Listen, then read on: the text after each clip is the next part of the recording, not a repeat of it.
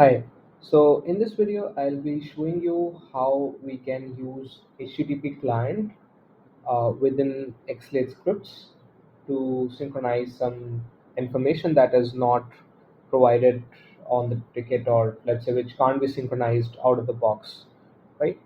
So let's get started. So the example that I will be showing you is something like, let me create the ticket first and tell you what I'm going to show you. So this is a test ticket and some description here. By the way, this integration is between Zendesk and Jira instance. We can use another example for the same use case between ServiceNow or any other system as well. Now, if you look at this page, so what I'm trying to do is I want to synchronize this organization name from within the ticket. Now, the problem here is that this information is not available in a particular field directly. So if you look at the REST API response of this ticket, this is basically available on public documentation of Zendesk. Yeah. So if you look at the organization here, what is available is just the ID, and then from the ID there is another endpoint which you can use like this to fetch the name and other details of this organization. So since we can't directly synchronize this to the other side, what I have done is written something within our scripts to be able to do that.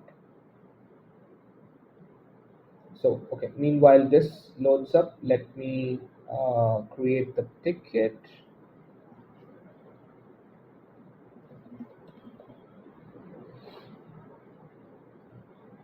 Okay, so this has been created, ticket 127. Okay, and now let's synchronize this over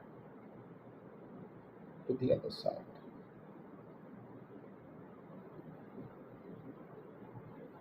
Okay, all right. Meanwhile, let me explain you the logic a little bit here. So what I'm doing here is I'm basically using this HTTP client, if you can see this, to basically get everything from the ticket itself.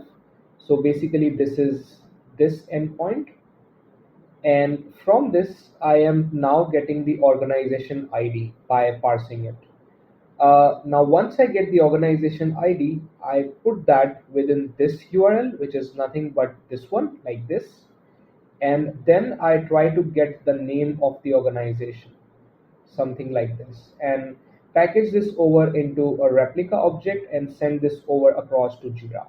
Now what I'm doing here is I am putting this in the description field, so when we go into Jira, we will be able to see the name of the organization in the description.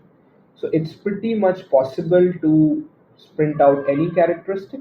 I have shown the example of the description, like of the organization name here in the description, but we can do it for any of those.